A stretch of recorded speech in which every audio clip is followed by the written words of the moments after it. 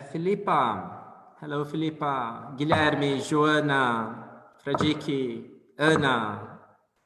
Welcome, everyone.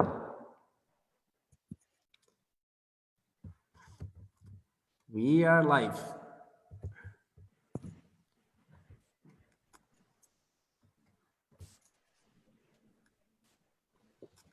Vanessa, Huchi, welcome. Welcome, everyone.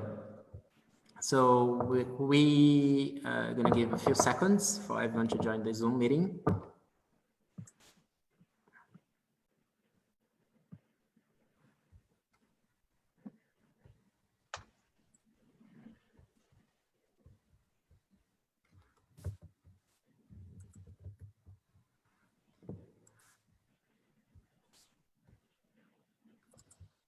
Vanessa, Teresa, yay.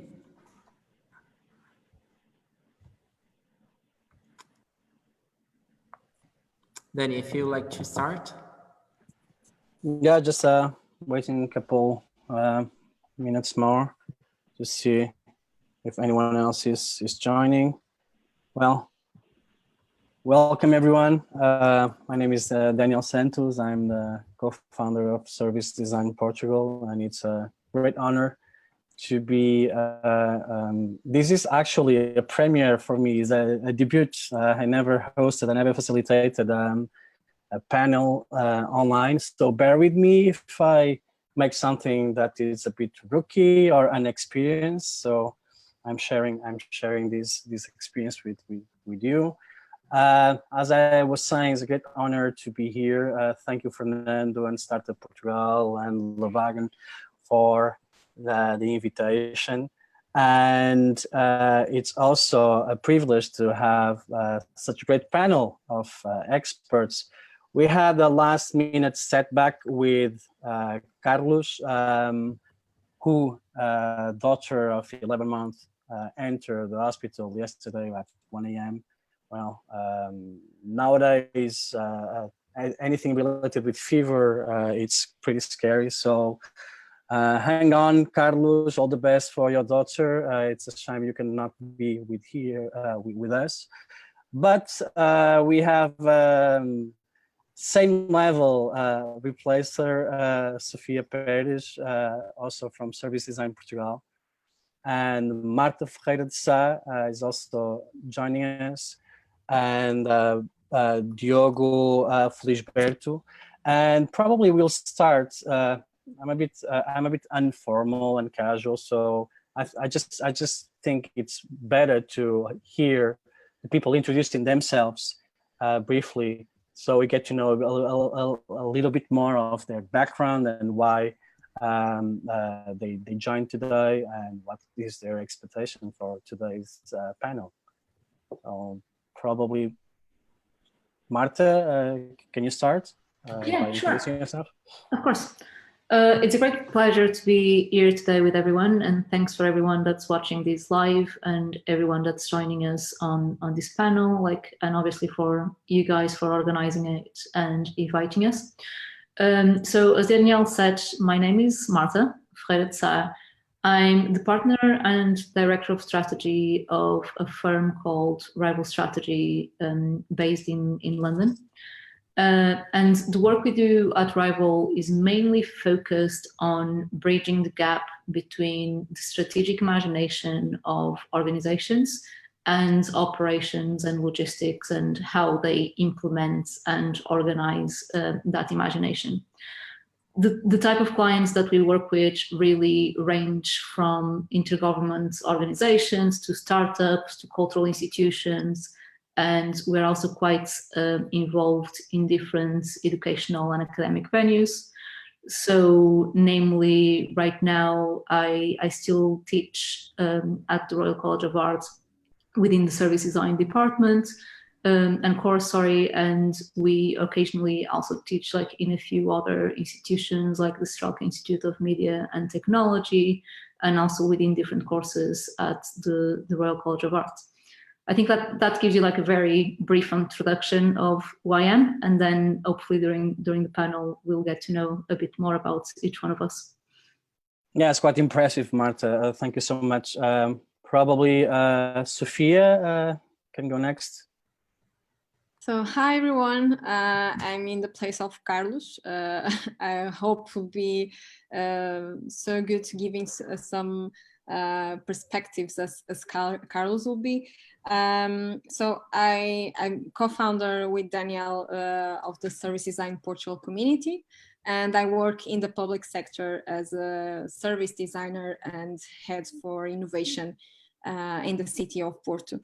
So yeah, I'm very excited for this conversation. I think we'll be reaching a lot of hot topics and interesting topics for startup worlds and companies, organizations in general. So I'm very glad to be here with you.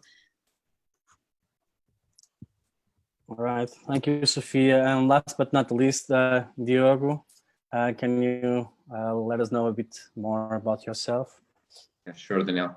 So first of all, thank you also for inviting us for this panel, which is very interesting, and I hope we can also hear lots of questions from everyone that's attending this live. So my name is Diogo Felisberto. I was graduated in industrial engineering and management in University of Porto, and since I started working 11 years ago, so I help companies to improve their processes, their operations, and their customer experience. So improving for the better. That's the main goal of Kaizen Institute, the Japanese consulting company where I work. And basically, I start in Porto. Then I moved to Lisbon for a while. Then I lived in Middle East for 1 year. Then I went to Australia. So I was living in Melbourne for 2 years. After Melbourne, I went to Singapore, and actually I was in Singapore till end of February, and with all this not so good situation, I decided to come back to Portugal for a while, and so I'm now back in Portugal. So my expectation for this live is basically to first being able to share some insights from the experience that we have from helping many customers all around the world, also with service design tools. And second, I hope to hear from you which are the major concerns and questions that you have about this topic that is especially I think trendy at this stage due to all the situation that we are going through. So thank you again for the invitation, and hope that it will be a good session for everyone. All right, brilliant. Thank you, the three of you. Just in short, I'm Daniel. I'm co-founded together with Sofia, Service Design Portugal, roughly 3 years ago. And just to leave you a brief note, you can access online and see in more detail what is the proposition of this community. But we see ourselves, a community, as a platform for many different purposes and actions and also places. A community that works as a platform is a community that works as an amplifier. It amplifies whatever the community members and the partners and the people that come along into these, and also sometimes amplifies good things, sometimes it amplifies not so good things, but comes with the job. A community is a kind of an organic creature that no one owns and no one leads, at least for a long period of time. It's a role that should be rotating. And we aim at fostering relationships between all stakeholders, experienced senior stakeholders, our aspiring service designers or designers or other type of practitioners and experts that move within this field of human-centered service, or we just nowadays think as more of a society-centered services, worldwide-centered services, because everything is interconnected. We have 5 axes of action, let's put it this way. There are people that join the community because they share a common interest, a common purpose, and they have this objective, and they want to use the community as a leverage to attain that objective, or they want to serve the community attaining a certain objective. A community is all, one of the definitions you can use for community is a group of people. So there is this human connection of people coming together into the community, and some of the members of or people that follow service design in Portugal are here just because of other people that are also here with whom they learn or they share experience or they go along. A community is also a place of practice, and even more being a community about design and design, like just like doctor medicine. It's a practice. It's a profession of practice. So and I'm putting myself on the stake, for instance, practicing with you by the very first time my skills of facilitating online panel. It's also, community is also about space, and here space is not only the physical dimension of space, but the places where we are brought together, being them digital or face-to-face. There is this recollection of knowledge and memories that are created and tied up around the space where things happen. So we have this perception of being a digital mainly community, but we have through our partnerships, I've been doing a lot of effort of doing things that also happen in the real world. And there is progress. And progress is not in the traditional OKR, KPI kind of measuring progress, is the progress of building an identity by always doing this comparison of who are us, or who am I in the present and who I was. So a community has to make that exercise, has to be a living, organic being that can change and transform through time, and being able to, through reflection, through open leadership, making that kind of progress. So this in short is Service Design Portugal, and just some numbers. In our network, we have more than 70 companies and professionals. Nowadays, we are around 700 something members. Throughout these 3 years, we have promoted and organized and facilitated more than 20 events, and we built 10 partnerships. And by these partnerships, one of the partnerships, the most recent, is this one with Levian and Startup Portugal. But for instance, we are also building a partnership with Universidade Católica Portuguesa to make the first post-graduation course in service design and innovation. In Portugal, at least the long-term course. Also with our twins from Service Design Network, who we really appreciate what they are doing. We have been involved more directly last year.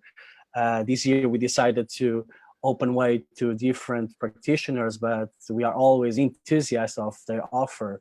The people from the design research community, so many others, and maybe one of you that is listening and has a proposition that thinks, I think, a win-win kind of solution. Obviously, we are volunteers and we work in our spare time. That's from 9 to 6, usually from 9 to 8.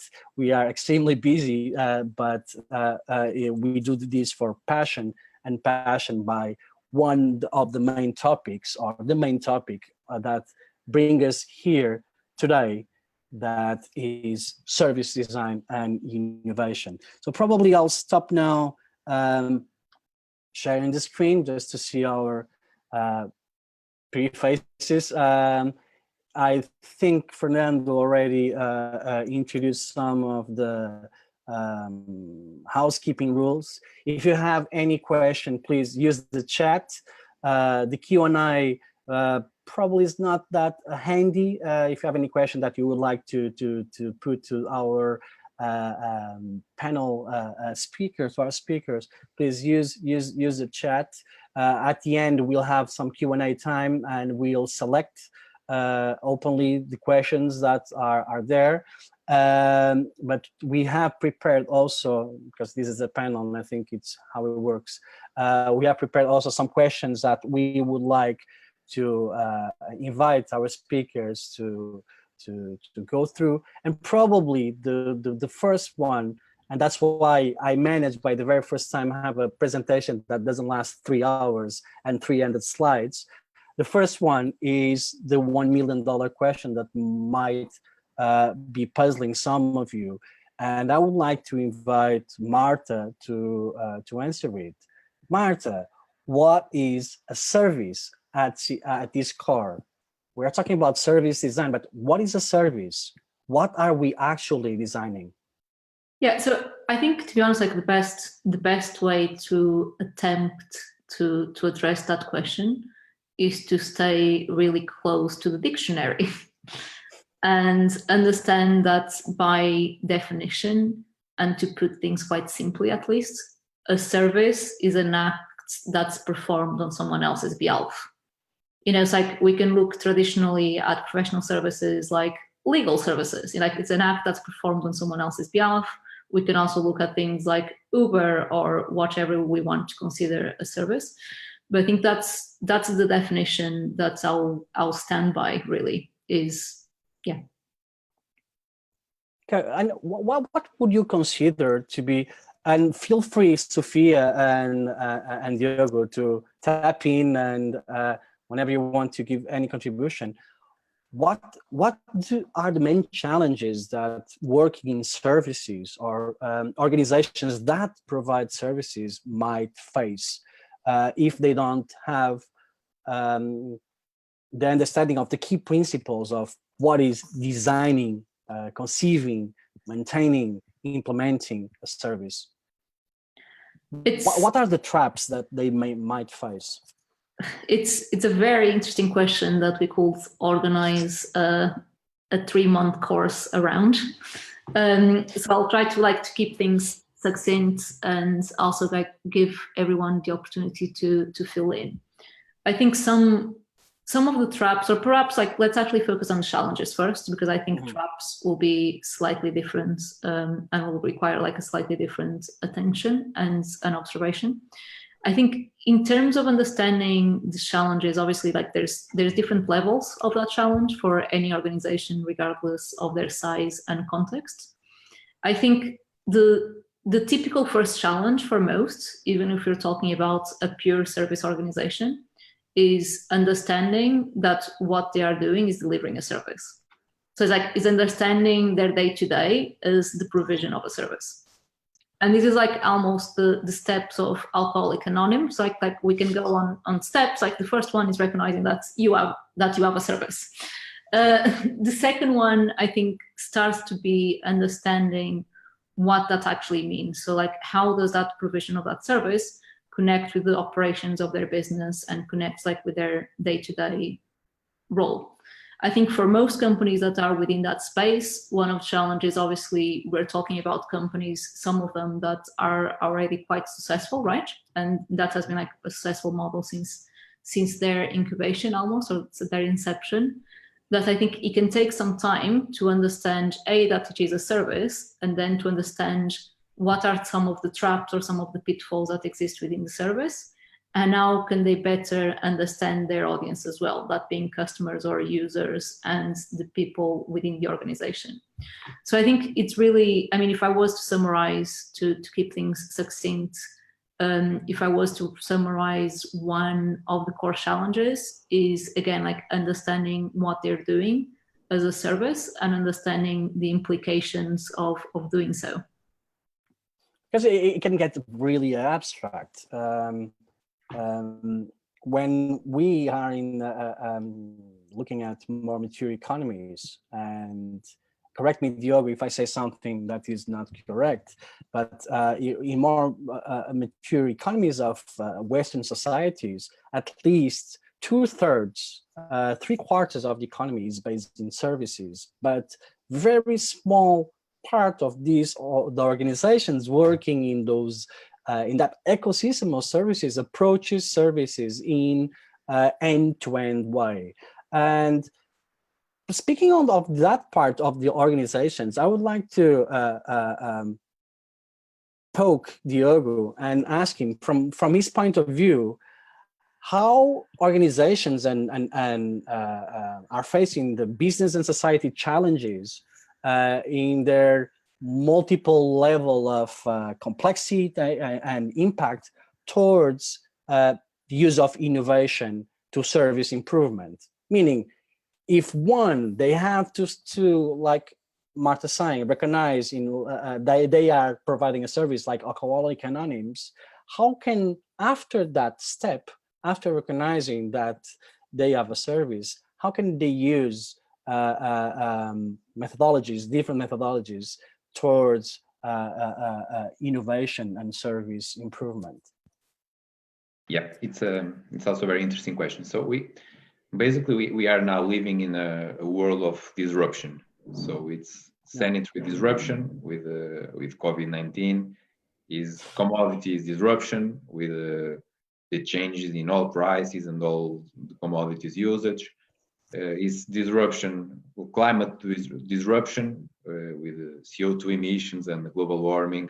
It's digital disruption with better, cheaper, and faster technology, and is also service disruption related to the demanding customer expectations. So I think it's a lot of disruption at the same time, and this is the situation that we are facing at this moment. And just to give you an example of this, so we are working with some of the largest retailers worldwide, and a few weeks ago I was having a conversation with a person that is managing the innovation department in one of those retailers, and the way they compare the companies, they compare themselves.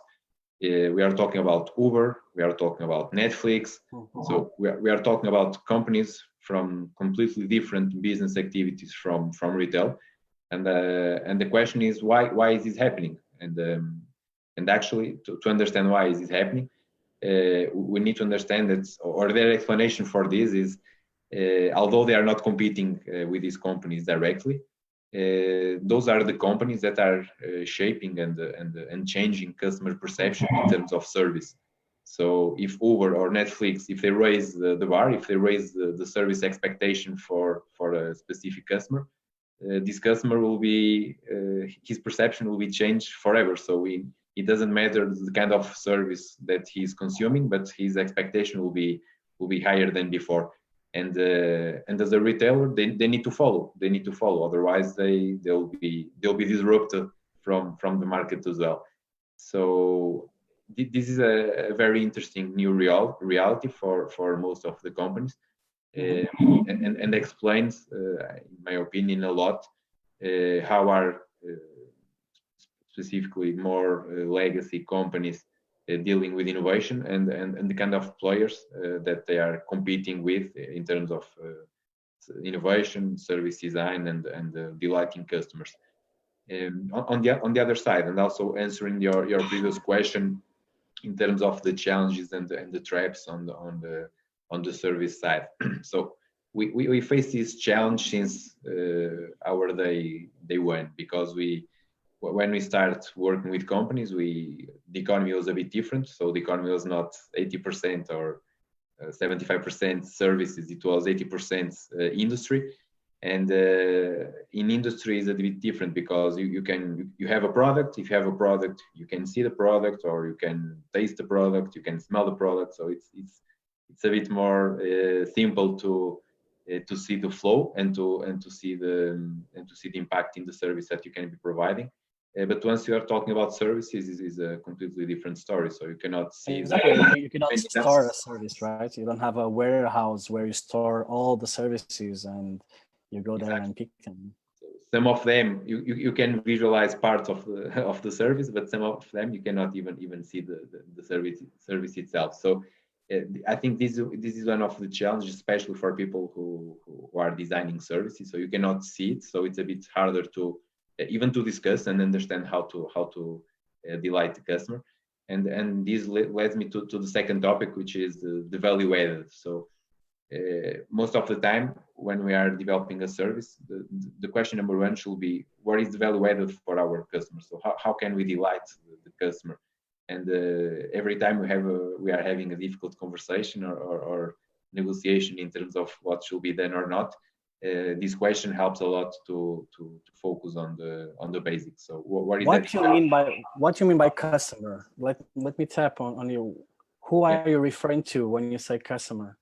Customer is everyone that is going to consume the service. So if I'm going to subscribe, so not the company that hired you. No. I'm talking about the person or the entity or the company that is going to use the service itself.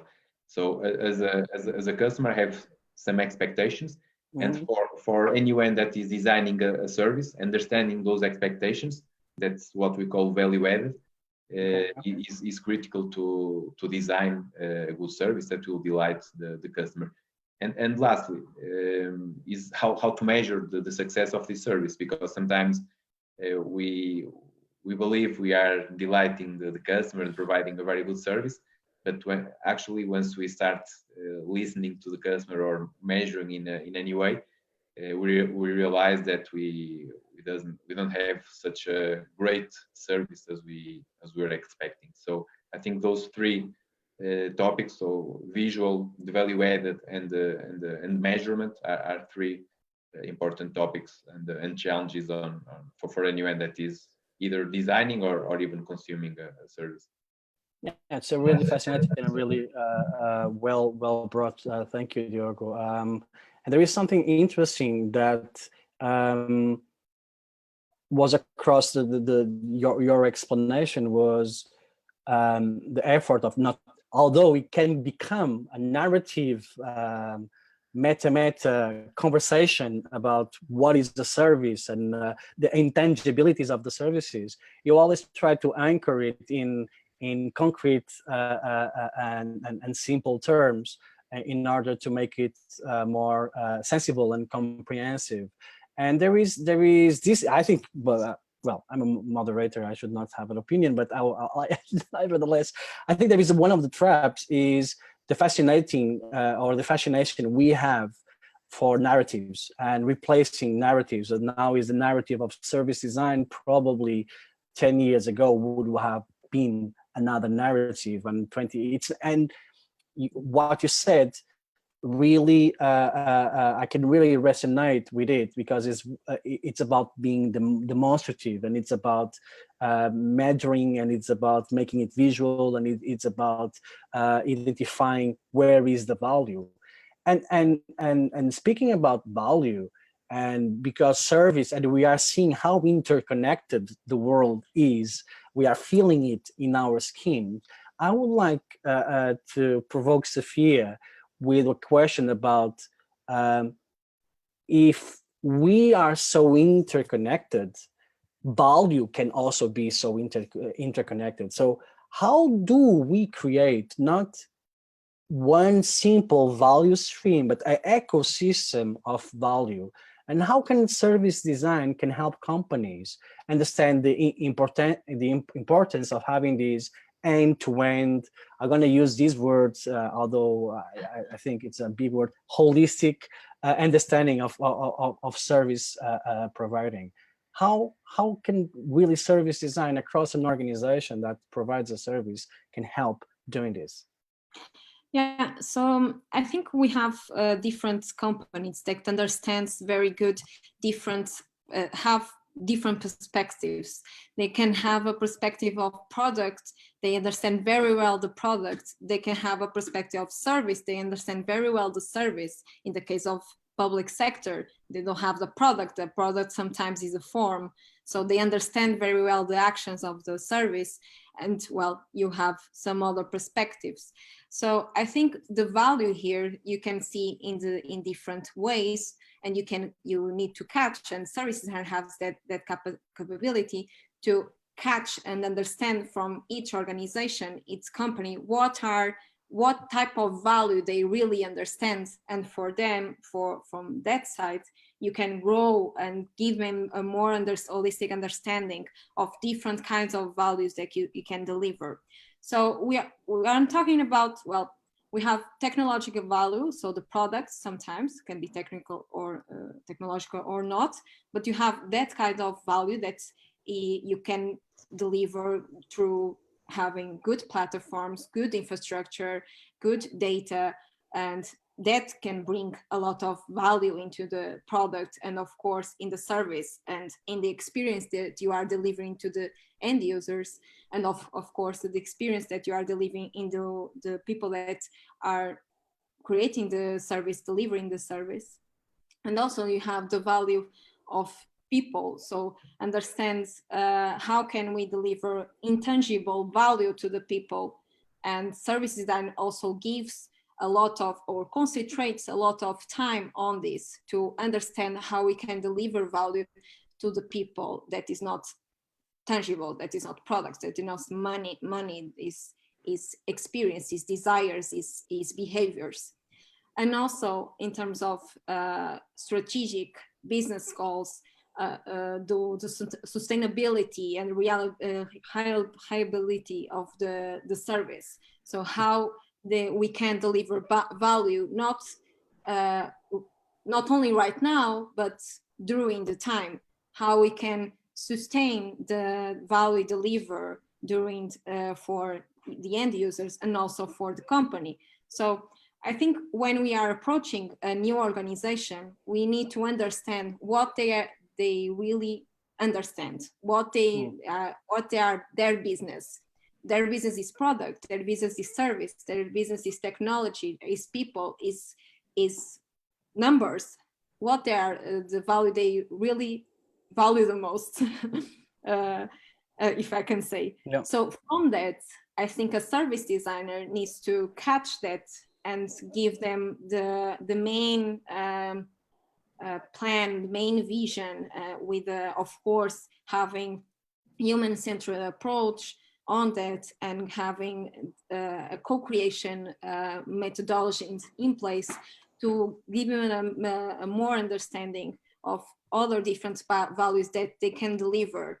And that let me interrupt you just for a second, because you use a word that is used a lot, and I'm not completely aware if the people that are seeing these are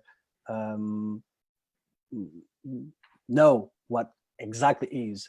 Why is co-creation? What is co-creation, and why is it so important to service design? Co-creation is gathering people. Co-creation is gathering stakeholders, gathering end users, and ideate and co-create ideas together to make ideas come to life and test with the people, involving the people. And so co-creation, in my point of view, is a relationship that we have with the people and in group. And that is difficult. That is difficult to co-create a relationship with a group of people. It's difficult to co-create something with the people, because we, as a service design, needs to have also the role of psychologists, because we really need to understand the different perspectives and also the minds of the people to really give them or take out the most value from each one. I'm seeing Marta all agitated in her chair about the question of co-creation. Well, Diogo is like just relaxed, listening. But do I understand correctly that you want to step in and speak about co-creation, Marta? No. Sorry, I was just like keeping me going. Okay. Because I've been I'm fascinated about this thing of bringing different people into a room people that come from different streams of power and decision and hierarchies, and just the thought of having them on the same room, it's quite challenging for many organizations and many contexts. I don't know if you want to share some experience you have had in your professional practice about this moment of bringing different people that are not used to working together and convincing the people that are paying you the check or the people that hired you that this is a key moment. This is a moment where you bring different mental models, and why is this important for breaking through and adding value for the final service. I know if you want, Diogo, Marta, Sofia, any of you want to step in and speak about the value of co-creation and why is it a key aspect of service design? I think like it goes back to what Sofia was saying of there's different dimensions to understanding the value, right? And I think that's actually applicable to a startup environment as well and to that context. And it's really like being able, through the lens of a service or through the lens of designing that service, being able to understand what's the business value, what's the customer value, and what's the value to the organization. I think co-creation is in a way, I mean, it's just a methodology, right? It's to be honest, like sometimes it's like the theater of designing a service, and it has gigantic value mainly because, and more typically, to be honest, within quite large organizations, people don't get to actually collaborate as much as they want, or to be in the same room, that being like a digital room, a virtual room, or a physical room. They don't get to be working on the same challenges or working on the same products as much as they actually want. So I think, to be honest, like the core value from my understanding and like from my experience of co-creation, and I didn't used to think in this way, but now I do, the core value of that co-creation is really, it's a human value of bringing better communication to the teams and enabling to build some momentum and some excitement between the teams that are being invited to be in that place together. Now, in terms of like the challenges of doing that, I mean, obviously the first challenge is like, and that's even more present within large organizations, is understanding the costs of co-creation. You know, it's like, I think we don't talk about that enough for service designers. And actually, like, there's a fantastic tool to calculate the cost of a meeting. But if we actually look at what's the average salary of everyone in our organization, for how many hours are we inviting them to be in a room to co-create, and what's the value of that meeting? And obviously, like, there's more value than just the financials. But I think we need to be slightly conscious, like, you know, what's the investment that this organization is putting into this? And from that perspective, then, is really trying to set up the right expectations. So, you know, like the value of co-creation isn't necessarily to position it as the finished output of whatever project, but really like it goes back to positioning it as bringing the organization on board, being able to create those champions, and to be honest, like being able to create ownership as well and pride within the different environments that we might be working with.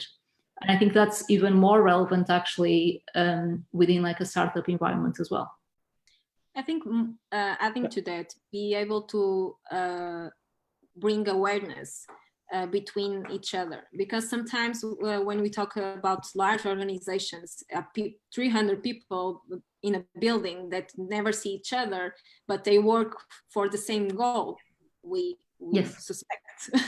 So the co-creation is the time where they can see each other and interact with each other and see that their work are impacting others' actions of other work. I mean, maybe I shouldn't say this like on a live stream, but I will. Like quite often, sometimes we refer to those sessions as corporate therapy. Mm-hmm. Yeah, like, and that's what they are. But that's like just taking back to like the examples, because you were asking me about it. Like I remember many years ago where I was slightly more naive, I guess, and more enthusiastic within certain parts of our work. And I remember like organizing this session with a large bank, and you know, like as typical designers that we were, service designers, we're creating like co-creating the blueprint of their service and understanding like the pain points and the opportunities across the journey. And we are like a super committed, super excited like group of like, I think we are like 35 people or so. And you know, like everyone is like super excited, geared up. And at the end of the session, I remember like this quite senior executive within the business came to me, and I've never seen someone so disappointed, because they were like, you know, this was fantastic, but what do I do tomorrow? Because I'm only responsible for these Post-its in the thousands of Post-its in this grid that we've placed here. So, you know, this was great, but what do I do tomorrow? And I think that was like always stayed with me, about understanding how do we frame these sessions in a way that, again, like that we're setting the right expectations, and that we're not only like taking excitement away from people and building excitement, that then the mechanisms aren't there to keep on building on that momentum. It's really interesting, and you spoke about the kind of white elephant in the room, that is the cost of co-creation, and how do you prove the cost of co-creation? How do we evangelize someone about the cost of, rather than the building empathy and general awareness and corporate therapy, as you well said. But things can really get complex. And for instance, you're tapping into the startups, and many times startups are working in a startup. We are a couple of people working together in a building with dozens of more startups, and the pace of work is really fast, and probably they are really invited and provoked sometimes to work together, to use the synergies within that building, that space. Coming back to one of the principles I was mentioning in the beginning, the space where things happen. Diogo, how do you put organizations working together towards a common goal? If it's a service improvement because they are working in different parts of the services are complementary, and I'm looking from the angle of startups, but it can also be larger organizations. Why is service design also, can it be a critical tool from the co-creation angle and the bringing together different voices and different mental models? How do organizations work together for service improvement? That's my question. Yeah, so it's also still answering the previous question. So when we start, so co-creation is a very fancy name, and usually we present. So we not start, as fancy as holistic. we have a meeting with let's say with a CEO from a company, and we ask him, okay, we'll need your leadership team for a co-creation session, and he's a bit like scared. Oh, you need all the leadership team? You mean all the leadership team? And we said, yes, all the leadership team, and we'll need them for the full week. And then he just fall off the chair, and he doesn't believe that we are asking the leadership team for a full week to run a co-creation session. And then the question he asks is, okay, but how much it will cost? So it's basically what Marta was mentioning before. And we don't talk about cost. We talk about the benefit that we'll get out of that week, and the benefit of having all the key stakeholders together for that week, for that session. And what actually happens during that session is two things. First, everyone starts to realize that they actually don't know the company. They thought they know the company very well, but actually they don't know the company. And second, they cannot blame the other people in the room for any solution that is not well designed, or for any issue that will come up in the future, because they were all together designing the future. So if something fails, they are all committed with that. So they cannot blame anymore the other areas. And actually, this is what you are talking about, startups, and startups have a more, let's say, friendly environment for co-creation, because there is no legacy. And legacy, I mean, in terms of systems, in terms of processes, even in terms of people paradigms that usually culture paradigms that usually blocks innovation. So to make this work happen, they need to break down all the silos so they can work together and coordinate the different departments. And this is pretty difficult in a legacy organization. It's much easier on a startup, because there's no legacy to be broken down.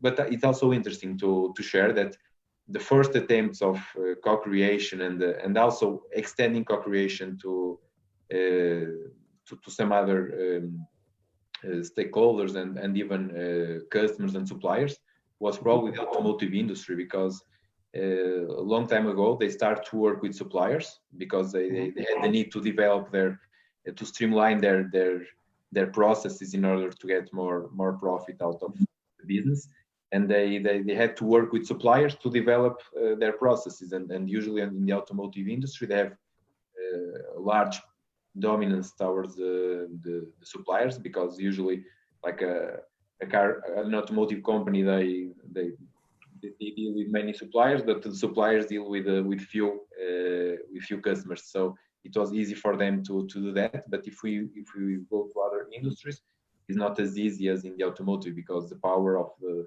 customers is not as big as in automotive. But it's still possible to do it. And an interesting example is, so I just came out from Singapore, and what they were doing is, for example, they are asking people, so citizens, to work together with them in order to develop services. So they are asking the stakeholders, who are the citizens, to design with them how should we design our process, our service for different topics that are related to the government. And this is happening, and it works, and people are happy because they are also part of the solution, and the government is happy because they are getting people involved, and the performance and the satisfaction with the process is higher. So this is pretty much. It's again about showing the value, demonstrating the value, and anchoring decisions to the value that can be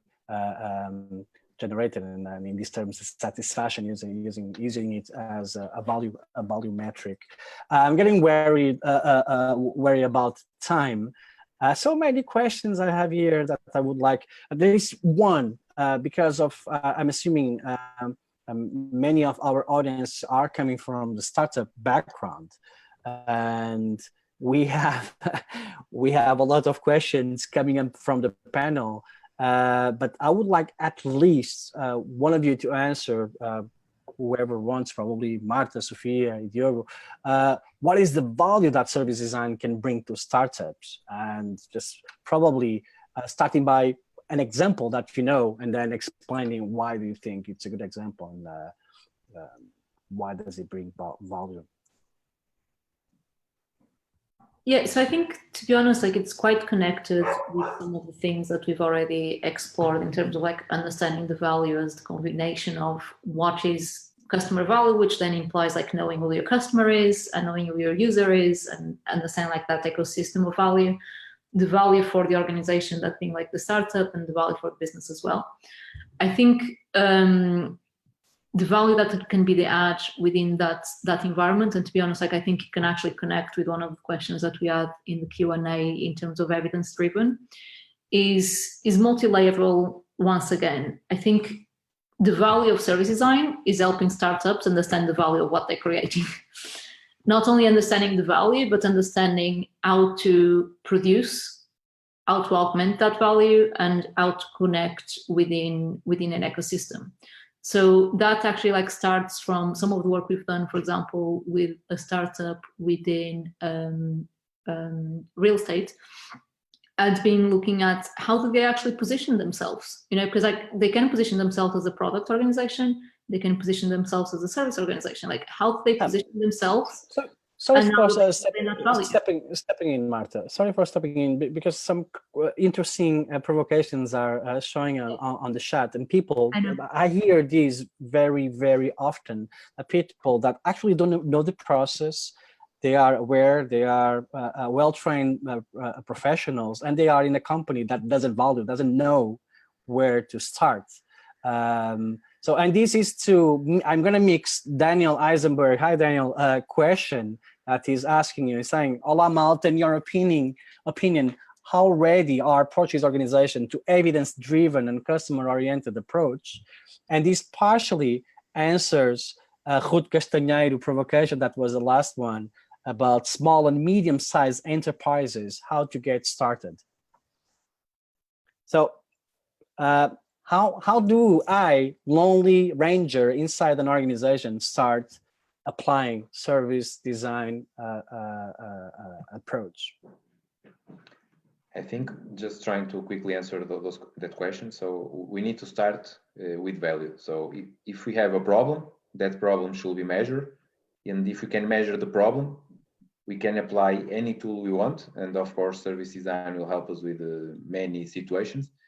And by solving a problem and measuring the benefits, then we'll be able to convince anyone within the organization. But the major trap that we found out in some companies, people try to use some methodologies and try to do some improvements, but if it's not connected with the right KPI, with something that matters for the company, then it's something that people will appreciate, and that's okay. They'll understand that you did a good job, but they don't look at that for the future, and so making sure that we are solving a real problem on the company, and that you can find the right measure to calculate the success of that improvement is key to convince people within the organization.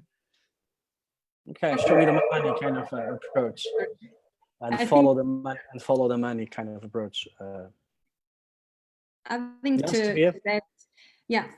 to that, I think before selling service design to a company, and I'm talking about small, medium-sized companies, startups, well, whatever company that you are selling to, you need to sell that the research, the need for research, the need to tackle the problem, tackle the real end user that you are going to provide the service. So you need first to tackle make the company understand that yes, we need to see the service, but before that is a huge period that's time, budget, everything that you need to focus on research that is going to give you a huge support during the design of the service. And sometimes this track is the most impactful for the projects, for the company, and also to sell. Is very difficult to sell research and to give the main value for research. So if you are in the large company and you can do research by yourself out of office, perfect. Then you can add value, hide value in your company and in your work. And then when you have enough impact to show to your coworkers what you did, then you have something that you apply and you have some results. That helps a lot. And of course, from that, you are showing how service design can have the end-to-end. Last question, because I'm conscious I cut off Marta. I'm sorry, Marta. I didn't want to cut you off moments ago. There is Telmo Alves that asked us why service design is something a company should invest in. Being you the head of a small strategy consulting company and use of selling service design, how would you answer this question, Marta? Well, I think, to be honest, I think we probably have addressed that question, even if not so directly. But I think, again, like it goes back to, I mean, maybe don't sell service design directly. You know, just sell the understanding of value, sell the research, sell the narrative, sell the connection with customers or the experience. I think, why is it something that some company should be investing in? I think now more than ever, to be quite frank, because the value of that process and the value of understanding and designing a service is going to be modular and is going to be represented within like very different sides of the organization, rather than being something that's going to be retired. And I think ultimately understanding why service design is something that the company should invest in is very much understanding the positioning and the direction and the path of that company going forward. And how will they respond to like current context or whatever the context is, that being current or past as well. All right. There is Teresa Ferreira wrote us a really interesting text. Thank you, Teresa. It ends, yeah, she says that as a young professional coming into the job market last year, I found very hard to find service design roles in Portugal that are not UI/UX related. And she asks us, how do we see the current state of service design jobs in Portugal and in other countries? Who wants to have a go on this one? Actually, from what I've seen in Australia and also Singapore, in terms of job openings, so it's a bit more common to see those kind of vacancies in the market comparing to Portugal. But I guess the reason is probably in Portugal, companies are still not using this name when they hire people, and probably they have people doing, let's say, working as a project manager, or the names they find for these people are different, but within their responsibility, service design is still critical, and is one of the key tools that they use for to help the company. But so I think it's more about the branding and less about the methodology itself when comparing to, at least to Australia and Singapore. Being myself the co-founder of a community called Service Design Portugal, I couldn't care less of what they call it, if they are doing the right thing. So you can see yourself also as a kind of someone acting in a guerrilla style. Let him calling whatever, but act and follow what you think is right, as being demonstrative, doing your research, showing the value, measuring the value, showing the progress. And if they call you UX UI, let it be. But you can hack the process. You can hack the process within. You didn't need a vouch from the CEO to hack the process. You just be. But I think like Marta, you wanted to say something, then Sofia. Yeah, I'll just like speak very quickly from an academic perspective, like coming in as my role as tutor and lecturer as well. I think, I mean, I totally agree with what you said, Danielle, but I do think it's a big challenge for people that have just graduated, and you know, like the job that you graduated from, there's no job openings. And as much as we understand that within the industry is like, oh, just go in, hack it and develop it, like that's not necessarily what someone I think wants to feel when going out. So I think what I tell people, at least like my students, for example, is like, you know, try to understand how do you position yourself and how do you create connections with some of those companies, is understanding like, you know, what's your core value as a service designer. And that's likely to be what the company is going to value the most anyway about any employee, which is like having a deep understanding of context and wider context, and being able to craft something quite tangible out of that understanding, and a deep curiosity to always learn more, that being through research or anything else. So it's really understanding how do you position those core skills based on the jobs that are currently opening. Yeah, and just to add quickly, Danielle, sometimes our job is hiding on others' type of titles. So please read very carefully the details of the job position. So because many times I see some job position with different titles, but they mean the same. So the job description. This company as though they have different ways how to present the job titles and the title. So if you read carefully the details, sometimes is there. Yeah, and if I can end with an advertising note, join Slack community of Service Design Portugal. We are usually advertising jobs there. There is an open database of service design practitioners and companies that we've created, and has more than 10,000 data points nowadays. So bring aboard, we are on this together. That's why we also created a community. Thank you so much. We need to end now. Thank you so much. Diogo, Marta, Sofia, you are all rock stars. Apologies to everyone if I sucked a bit as a moderator.